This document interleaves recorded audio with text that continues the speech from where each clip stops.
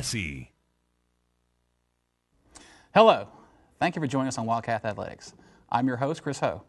Over the years, many noble football players and coaches have graced the halls of Taylor High. Along with a great play on the field, there are many stories to support the Wildcat legacy. Today, we're going to discuss one of the more memorable time periods in Taylor history, the Al Manning years as our head football coach. A number of players and assistant coaches come to mind when thinking about Coach Manning's teams. To further understand this period of time in Taylor Athletics, we have with us today Frank Crimmy and Coach Dan Peters. Frank is a former Taylor player from the 2004 team, and Coach Peters was an assistant coach as well as a cameraman for Coach Manning. Today we're going to focus on Manning's coaching style and how he fared during his later years at Taylor. Okay, guys, let me first welcome to the show. Thank you, Coach Peters. Frank, thanks for being here. Thank you for having us. Oh, glad to be here. Coach Peters, as a fellow faculty member, can you give me a little bit about your first impressions as Coach Manning?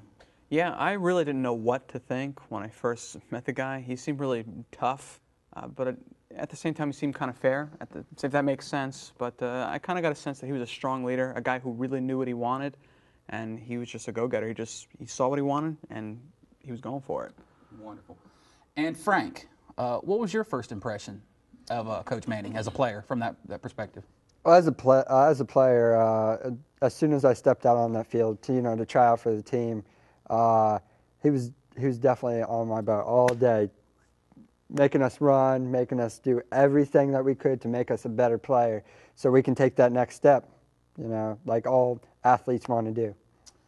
Okay, so what you're saying is it might be fair to say that maybe you had a different impression of him when you met him, from the time you met him to the time when you parted ways with Coach Manning? Like most athletes do with their first coach or their first high school coach, He was, after a while, you get to know him, and he's a great coach. Yeah. Great coach. Okay. All right. Well, Coach Peters, you've worked with several other coaches, so what was it like working with Coach Manning in comparison to other coaches? He was very different, but not in a bad way. Like I said, he was a really strong leader. He was probably, for me, I thought that he was probably the strongest leader that I had worked for with his style of coaching and his leadership styles. I was just blown away by what this guy could do on and off the field. He was a leader on and off the field. Speak a little bit to the academic side of his leadership. What he required of his players in the classroom. Those guys, I think the policies in a lot of the schools are usually it's like a C or better, but he didn't believe in that. He said that he wanted B's or better. Okay. He was a strong, firm believer in education and getting these guys, ready for life. Well, Frank, as a player, how did his push towards academic success help you as an adult?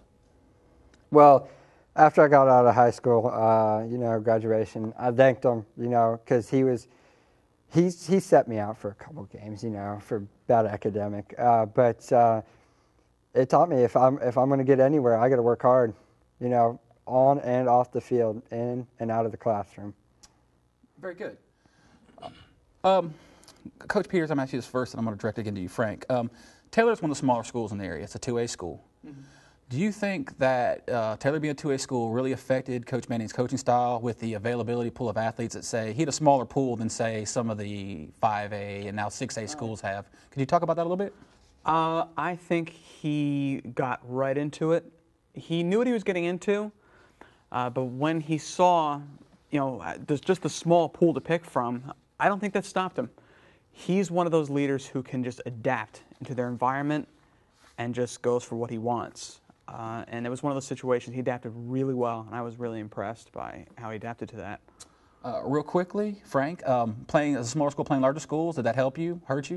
It actually helped me because he worked one-on-one with almost every single individual player. Even though he had assistant coaches, he worked individually with each and one of us. Okay. Well, we have a collection of some of Coach Peters' moments during his latter years as a coach. And while we watch that, I'd like to talk a little bit about his coaching style and just chime in a little bit as we can. Okay, guys? Sure. Okay, let's take a look. Taking it about the 16-yard line. Our special teams was excellent. I mean, you can see as you can see, he's running it all the way. He lot was of- gone. He was gone. Like I said, one-on-one, he was one-on-one with his special teams. So Coach Manning, he actually handled, as well as the overall coaching duties, he handled the special teams as well? Yeah, you could say that. He had, a small team, not that many assistant coaches, so he helped out with pretty much everything. There's the coach. Give him a little the claw play. That was one of his favorite plays. The claw play to the slash. That was one of his favorite calls. Up, little trick play right here. As a wide receiver, they faked me out. I thought I was going to get the ball with the flea flicker move, the classic flea flicker. But he took off. Good call because I was covered. I was manned by two defensive players. But by not letting you know, you actually sold the play better from what I can tell. Oh, yeah, definitely. Oh, what a little defensive highlight. Okay, here's some other former players. Here's Philip Ingram, number 21. Now, when he gets around the corner, watch him go. He's one of the fastest players I've ever seen live. I thought he was going to make it there. Up, one of our favorites, Andre Reese, number 40, the big man. We got a little bit coming about him later in the show, so we won't talk too much about him now. But let's just enjoy watching him run over a few of these smaller players. Yeah, you saw it. Number 40, famous, made by Michael Stott.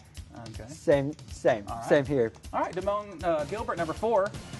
This is one of the better plays of the season, in my opinion. The blocking, everything, it was beautiful. Oh yeah. I mean, this was really coming from all the practice. I mean, these guys were on their game. They were on the ball. Wonderful. One of the most exciting times right there before the game. Everybody about to break through. This is DeLand. This is the DeLand game. You gotta like to watch it when the old boys run out there and part the paper the cheerleaders are holding up. That's always exciting. Always gets me going. Oh yeah. It's all in there. Oh, there you are, Coach. I see you. There you are. Oh, didn't quite hold you up long enough. Oh well. A little pregame ritual. Oh, there they are. All right, DeLand about to kick to him. All right. Okay, well, here we are at the opening kickoff. And as you can see from this play by Farwell Thompson, number 32, that we started the game off right. He returned this. Well, I thought he was going to take it back the whole way. I really thought he was going to get a touchdown, but he didn't Did you quite. see that? Did I see that? It was pretty awesome. It was an amazing Did play. you see that hit? That hit was pretty bad. That was pretty intense. This game, I believe, DeLand's head coach referred this as the Voodoo Magic game. We had control of most of the game, and really just through our trick plays and just great coaching, we really, really dominated. Coach Peters, anything you can add as far as, did you think you were going to win? I honestly did, but I mean the opposing team. I mean it was a challenge. a 5A school at the time. Yeah. Larger pool of athletes, larger selection. It's actually quite impressive. It says a lot about Coach Manning to be able to take this team, a 2A team, and be competitive against a 5A school. All the way. He definitely after this was. He definitely went to DeLand. Okay. Oh, he did go to DeLand. Yeah. I know why. Okay. Well, here we hear the last game of Coach Manning's career, Taylor. This, I believe, is the Deltona game of 2004. This was another one of those games where playing against a much larger school, much bigger division. I remember this play, Boogie Ware, number 20. Boogie was one of the faster guys we had that year, and also very elusive. He's high-stepping on this play. That was one of those plays where I thought he definitely was going to be in the end zone. I believe this one right here is the go-ahead touchdown that actually solidified the victory. I actually thought this wasn't a touchdown, but after seeing it here, after 5 years ago, all right. Touchdown. And of course, Cats win. Yeah, of course. Our Cats win, as always.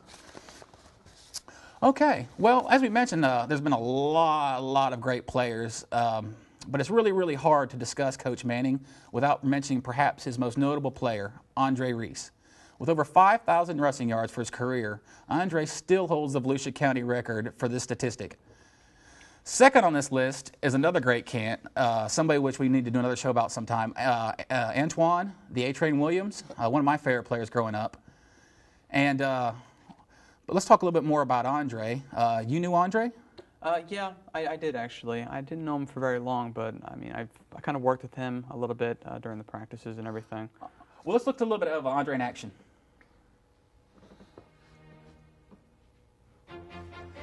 Okay. Well, here we have Andre. As you know, is one of the larger players in the county. When you see a running back that's larger than most offensive linemen, you know you got something special. Frank, could you talk to us a little bit about having to play against him in practice? I imagine that was not much fun. I hate it. Most of the time, I wanted to play wide receiver. This is the reason why. You didn't want to play defensive back, having to tackle him? Oh, no. I couldn't wrap my arms around him. I couldn't wrap my arms halfway around him. I mean, Yeah, he was a very, very large individual. I just can't believe, Coach, having somebody that fast, that big. Anything to say? I was a little nervous. I mean, he was a big guy, but I mean, that guy, he can move. I mean, he just you could just see what he did. I mean, just kind of tore up these guys. And it's a shame that knee injury kept him from playing further. Here we unfortunate. are. Here he is, Mr. Football That was a 2002, proud day. Andre Reese. A proud moment for all of us. Yeah, it really was. Okay, well, Coach, as someone who's had his own children play underneath him, could you talk to us a little bit about coaching your own children as Coach Manning did in high school?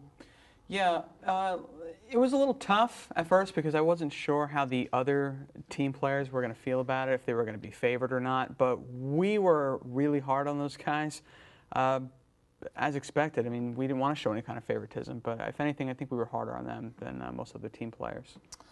Frank, as a player and a friend of Matt and Reese, Coach's sons, what's your take on it? Do you feel like they were treated fairly? Was it harder on them? Was it easier on them? I definitely agree with Coach over here. They were definitely treated, in my eyes, unfairly because they definitely got pushed harder because they were put on the pedestal. And if they acted up or they got something wrong in a game, you know they got to go home with him. So Yeah. they definitely got treated harder. Wow. Okay, well, I'm going to throw this to both of you. Coach, you first. When I mention Coach Al Manning, what comes to mind? Strong leadership, great guy. He was a coach not just to the students, not to the young people, but he also coached me in a lot of different kind of life lessons on and off the field. Okay, and I'm just going to go to this finally, and either of you can answer this. Do you think he knew it was going to be his last game coaching against Deltona that year before he went to coach at DeLand? I don't know. I personally think he did. I think he knew. I think most leaders know when it's time to move on. I think most of them do, and they're prepared for it. Frank? Yeah, I had a feeling he was going to DeLand. If I had a feeling, I'm pretty sure he knew he was going. But it was time for him to move to bigger things. You know, lucky for him, he had a larger selection, but he could do anything with anything, as you saw on the highlight reel. He basically, I felt sorry for the DeLand, basically for Taylor. You know. Well, sorry to cut you off, but unfortunately we're out of time for this edition of Wildcat Athletics. It has truly been a pleasure having Frank Crimmy and Coach Dan Peters with us today. Thank you, guys.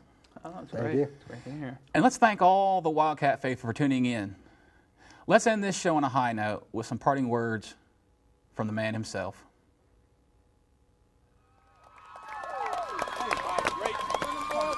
Like we talked about before, gentlemen, about in the locker room, about some of you guys different make something happen.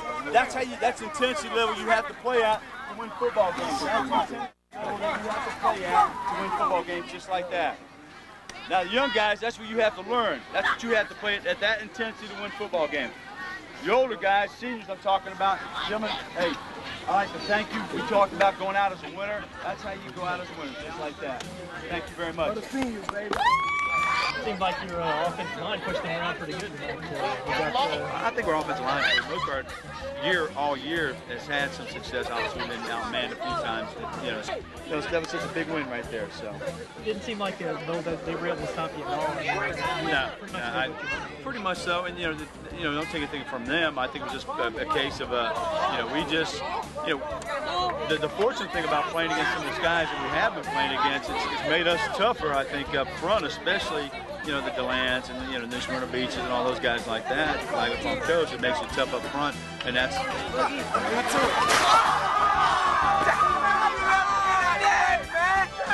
Hey, Coach Manning, you pretty quick for a hole now.